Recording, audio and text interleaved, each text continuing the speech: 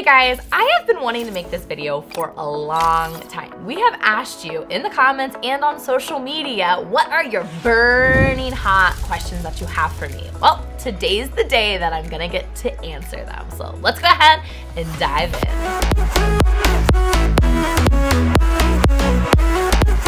April, hit me with your first question. How do you switch from wet to dry manicures? Easy, you just do it. Okay, so what I recommend is that your clients aren't gonna understand it, so you really have to have the verbiage, right? You have to build confidence with your client, and the way to do that is understand the benefits for your client. If you don't know those, check them out on my YouTube.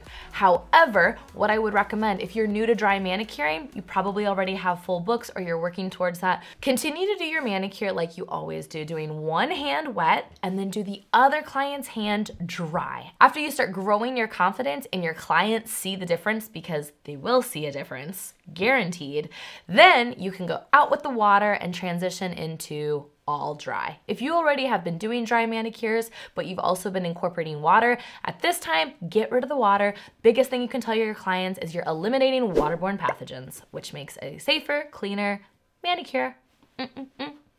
Following up on that, same thing with going from wet to dry pedicures. Oh, just do it. Just do it. Just get rid of the old chair, because if they see it, then they're gonna think, oh yeah, I can still soak. So get a new chair, get rid of the water one, and talk about the benefits. It all comes down to building relationships. They wanna know why this is important. Eliminating water is one of the biggest things because it's safer and cleaner. How do I know when to replace my bits? Great question. Erica's Bits, 150 to 300 services. If you're like, I have no idea what that means, it's also gonna be contingent on how many sets you have and what your disinfection process is. Remember, metal is corrosive. Never just keep them hanging out in water, acetone, or your disinfectant. So if you wanna be on top of your game, change them out every 2 months. It's worth it, you're making money. Look for signs too. Are they getting hot? Are your clients getting jumpy? And the number one way you know if your bits are dull is, are your service times taking longer? Time is money. You need sharp tools.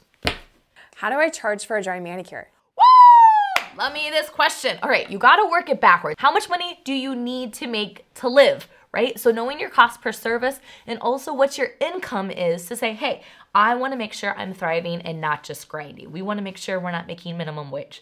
Whatever that number comes to be, add 10% because life happens and we want you to be ready for that. Also, remember, tips do not count as part of your income. Consider that extra because it's not constant. How do I know if I can dry manicure in my state? I would contact your board and ask them. In the state of Ohio, we good. What's the difference between a dry mani and a Russian mani? There's actually no such thing as a Russian manicure. What we're seeing is something called a combi manicure, where they're using techniques of cutting and e-filing. Where a dry manicure, we're pretty much just e-filing and exfoliating. For more information, watch this video. How do I get nails to stay on? How to get nails to stay on?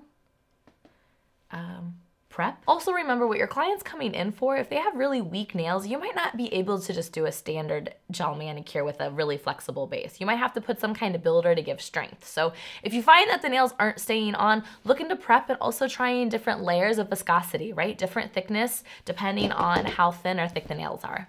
What if they bleed? If your client's bleeding, we're doing something wrong. We do not want to cut clients. No blood. Follow your blood-borne pathogen process. Also, make sure you have some kind of like styptic, and that's gonna actually clot the blood.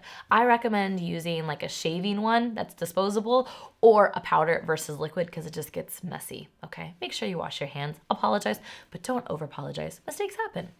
How do you work with the ball bit?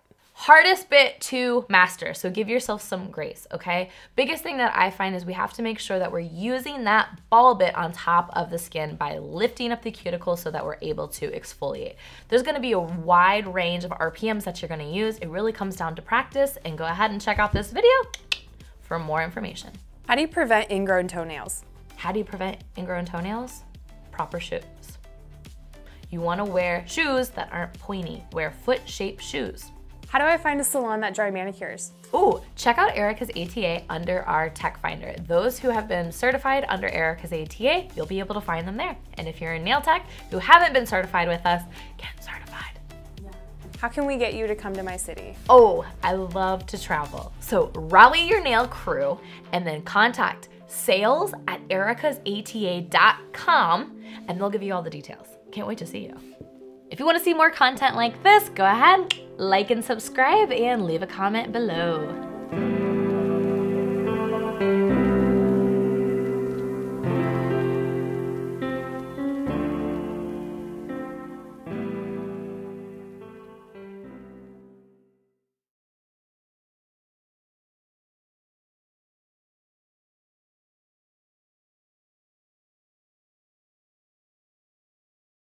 Rapid fire! What's your favorite coffee?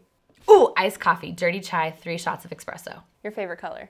Depends who you ask. Orange. Well, I wouldn't say it's orange, but if you ask my sister, it's orange because I keep buying things that are orange. Who's your favorite child? Who's your favorite sister? April!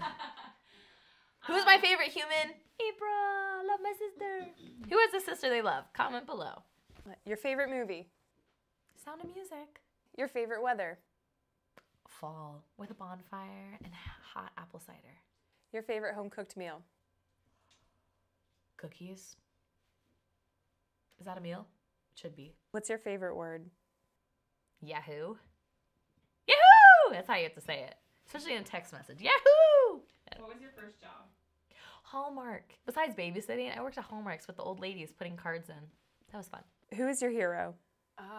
What is your nickname? It depends who you ask. Squirrel? Big E? Tausch? That's my maiden name. Probably Squirrel. Or recently, April has coined me as Here Comes the Tornado. I'll let you figure out what that means.